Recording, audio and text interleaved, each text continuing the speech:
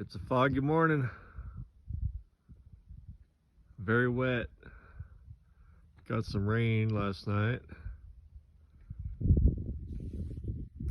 And I got up this morning because I heard coyotes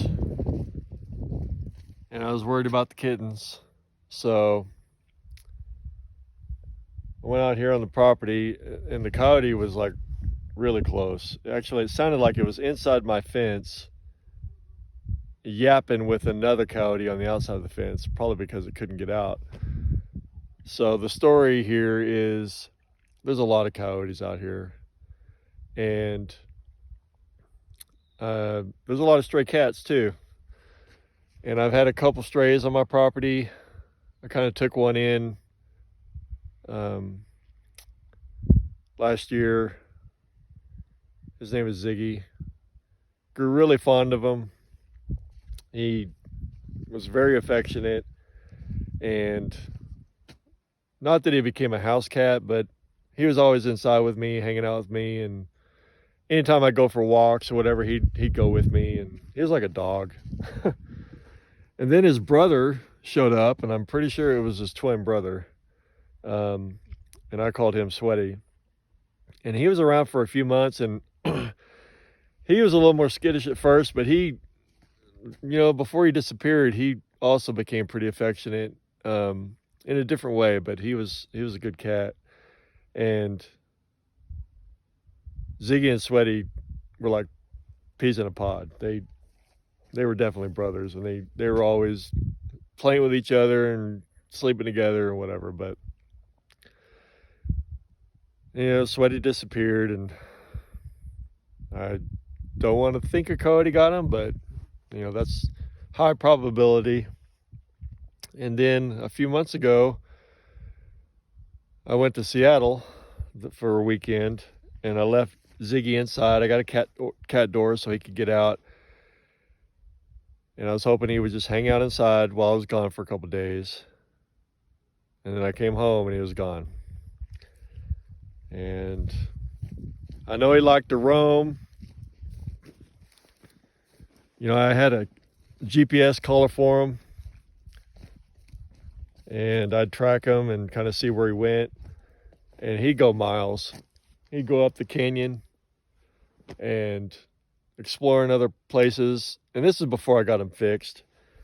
But yeah, I think the furthest he went was like 4 or 5 miles away from here.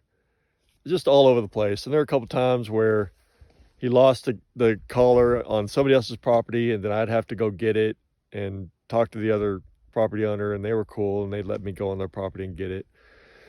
And that happened a couple times. And then, it happened to the point, I had 2 of them, one as a backup, but he lost one, I could never find it, and it died. The battery died, so I could never see it again. And then, like a month later, the same thing happened. So I didn't have any more GPS collars, and I didn't want to get another one because I knew it'd just get lost. And anyway, so that weekend I didn't have a GPS collar for him. And when I came back, he was gone. And man, it really bugged me because if he had a GPS collar, I would at least know where he was, right? But nothing, no sign of him. And I haven't seen him since. It's like I said, it's been 3 or 4 months or whatever. Just out here walking on the property. I was going to show you some things while I'm walking out here. I'm kind of walking slow, but I'll get back to this part.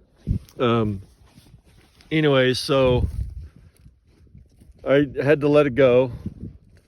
But funny thing is, while he was still here, there was another stray cat, a mama cat, a female, that he was messing with, and that prompted me to get him fixed because I knew, man, there's going to be kittens. Sure as shit, he disappears. Actually, she had kittens before he disappeared, and then they were just tiny. Initially, there were 5 kittens.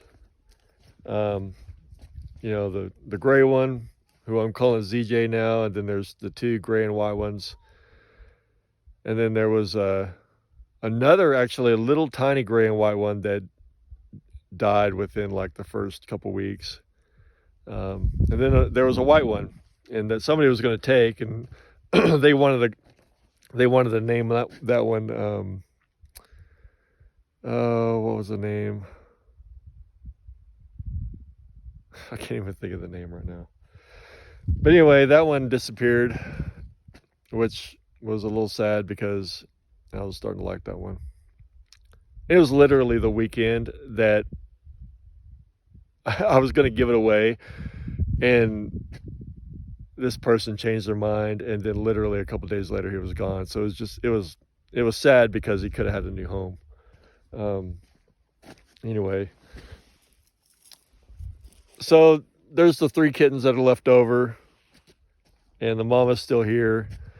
So when I heard the coyote this morning, I got, obviously concerned, because about a week ago I was working, and I work from home, and I saw a coyote just shoot past my window, and I was like, and of course I saw a cat, one of the kittens racing. It was chasing the kittens, and I bolted up. I jumped up, I ran outside, and I chased that fucking thing.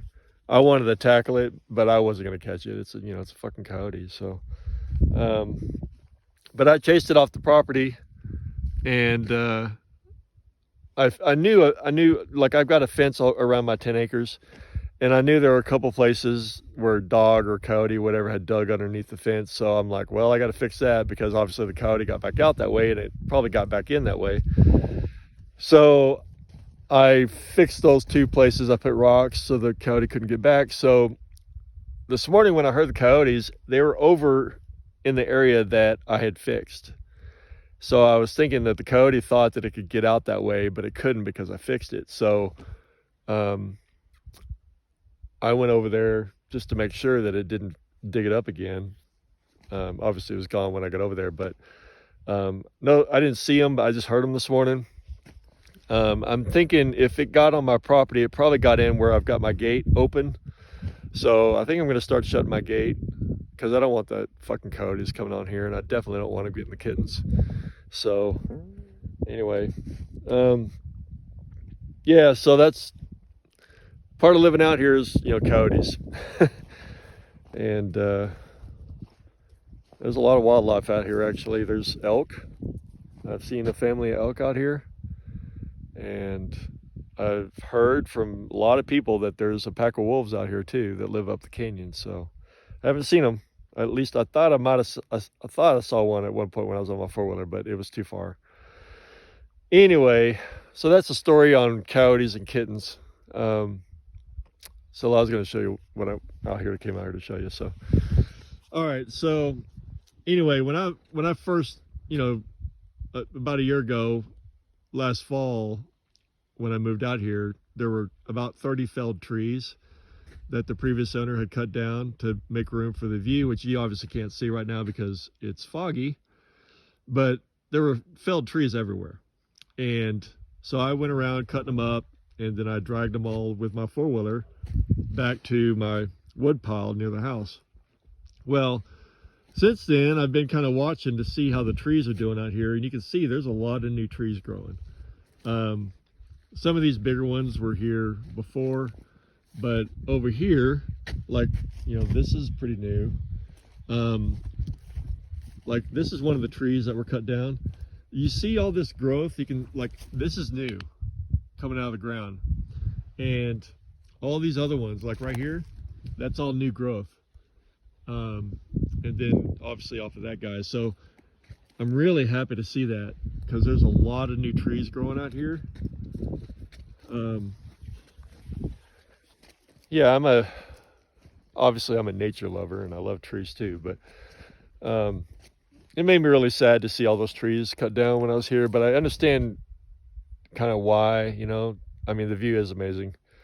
But you can manage that. You can top trees, whatever. Like, there was no reason to cut them down. So anyway, I'm hoping that the trees grow back, and they obviously look like they're coming back. We had a good winter last winter, a lot of rain, so there's been a lot of moisture for them to grow back. They're all junipers out here, so anyway.